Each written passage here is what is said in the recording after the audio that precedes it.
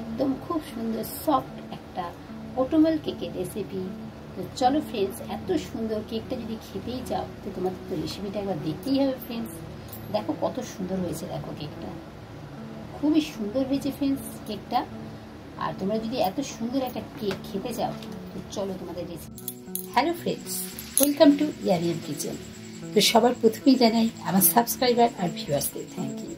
আর আমার চ্যানেলে যারা নতুন এসেছো অবশ্যই আমার চ্যানেলটা তারা সাবস্ক্রাইব করে দাও আর বেল আইকনটা অবশ্যই প্রেস করে দেবে, যাতে আমার ভিডিওর নতুন নতুন নোটিফিকেশান তোমাদের ফোনে সবার প্রথমে পৌঁছে যায়। দেখো ফ্রেন্ডস, আজকে একটা খুব হেলদি একটা কেকের রেসিপি নিয়ে চলে এসেছি। ওটমেল কেকের রেসিপি নিয়ে আমি চলে এসেছি ফ্রেন্ডস। আর পুরো কেকের রেসিপিটা দেখতে গেলে তোমাদেরকে সকলকে আমার পুরো ভিডিওটার সাথে থাকতে হবে ফ্রেন্ডস।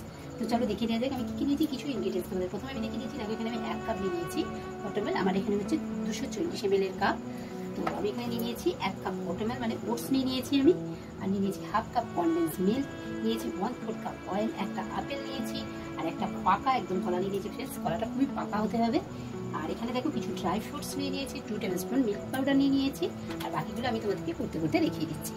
প্রথমে একটা বাটির মধ্যে আমি নিয়েছি 2 টেবিলস্পুন ময়দা। আর ময়দার মধ্যে আমি এগুলো সব কোটিং করে নেবো। একটু ড্রাই ফ্রুটসগুলোকে সব দিয়ে দিচ্ছি আমি। আর যেগুলো আমি উপরে দিয়ে সাজাবো শুধু সেগুলোই রেখে দিচ্ছি ফ্রেন্ডস। আর বাকি সব ড্রাই ফ্রুটস আমি এখানে দিয়ে দিচ্ছি, দিয়ে ময়দার সাথে ভালোভাবে মিশিয়ে নেবো, কোটিংটা করে নেবো। দেখো ভালোভাবে এগুলোর সাথে আমি মিশিয়ে নিচ্ছি ময়দাটাকে। একটা স্ট্রেনার নিয়ে নিয়েছি, ওর মধ্যে দিয়ে দিচ্ছি ড্রাই ফ্রুটসের ময়দা মিশ্রণটাকে, দিয়ে এটাকে আমরা তুলে নেবো। দেখো ফ্রেন্ডস, এগুলোকে এবার আমরা রেখে দিচ্ছি একটা সাইডে। তো দেখো ফ্রেন্ডস, কলাটাকে নিয়ে নিয়েছি, চামচের সাহায্যে এইভাবে কলাটাকে পুরো আমরা ম্যাশ করে নেবো, একদম মানে নরম করে এইভাবে। তো দেখো ফ্রেন্ডস, আপেলটা আমি এখানে ভালোভাবে ছাড়িয়ে নিয়েছি, আর একটা গ্রেটারের সাহায্যে আমি আপেলটাকে গ্রেট করে নিচ্ছি এইভাবে। দেখো ফ্রেন্ডস, এটাকে এবার একটু সাইডে আমি রেখে দিচ্ছি। দেখো ফ্রেন্ডস, এখানে আমি একটা বাটি নিয়ে নিয়েছি। এবার ওর মধ্যে আমি দিয়ে দিচ্ছি কলাটা আর আপেলটা দিয়ে দিলাম। এবার এর মধ্যে অ্যাড করে দিচ্ছি 1/4 কাপ অয়েলটা। এবার অ্যাড করছি কনডেন্স মিল্ক।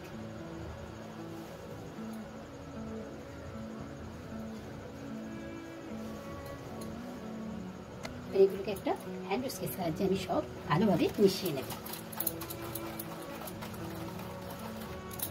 এবার দিচ্ছি ওটসটা, দিয়েছি 2 টেবিলস্পুন মিল্ক পাউডারটা, দিয়ে এগুলোকে আমরা ভালোভাবে মিশিয়ে নেব।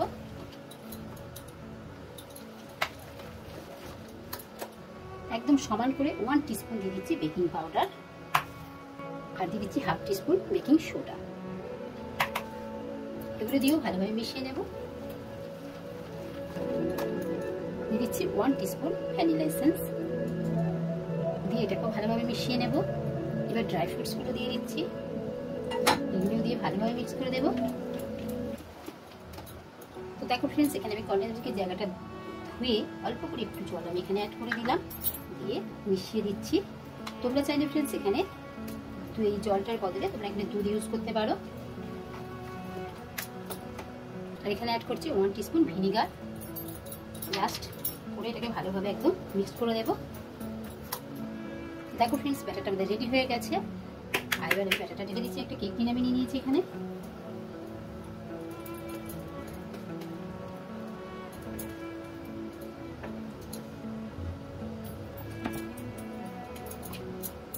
এটাকে সমান করে দেবো একদম, দিয়ে একটু ট্যাপ করে নিচ্ছি।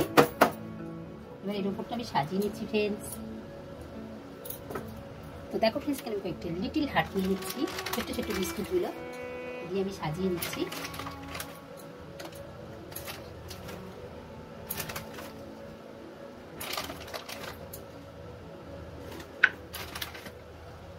তোমরা তোমাদের পছন্দ অনুযায়ী সাজিয়ে নেবে ফ্রেন্ডস।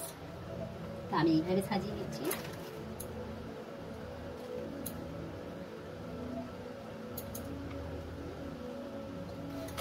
এবার আমি ড্রাই ফ্রুটসগুলো দিয়ে সাজিয়ে নেব।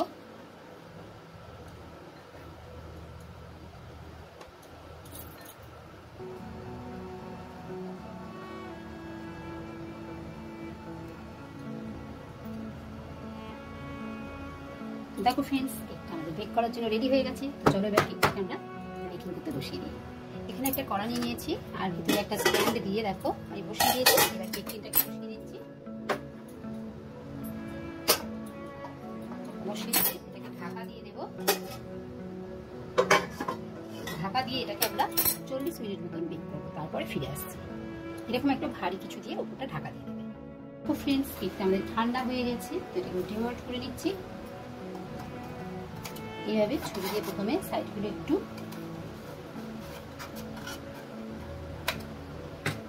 এবার এটাকে এটার মধ্যে এভাবে ডিমোল্ড করে নিচ্ছি।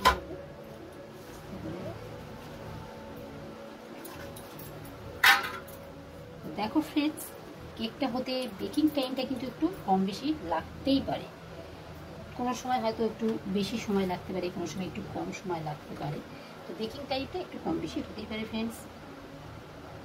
তো তোমরা যখন করবে তোমরা বুঝে একটু করবে টাইমটা, কারণ যেহেতু এবারে কলা টলা দিয়ে সব কিছু দিয়ে বানানো আছে। তো পিছন দিকটা এরকম হয়েছে বেক। তো তোমাদের যদি মনে হয় এখানটা খুব মানে কালো কালো হয়ে পোড়া পোড়া লাগছে, তাহলে তাহলে কী করবে বলো তো, ছুরি দিয়ে এভাবে একটুখানি এরমভাবে ওপরে ক্রাম্বসগুলোকে কেকে ছড়িয়ে দেবে, তাহলে দেখবে তোমাদের আর ওই জিনিসটা লাগবে না। তো এইভাবে দেখো, যখন ওরকম সমস্যা হবে তখন তোমরা এইভাবে ছড়িয়ে দিতে পারবে। দেখো ফ্রেন্ডস, আমি এইভাবে একটু উপরটা পরিষ্কার করে দিলাম, তাহলে আর ওই জিনিসটা লাগবে না।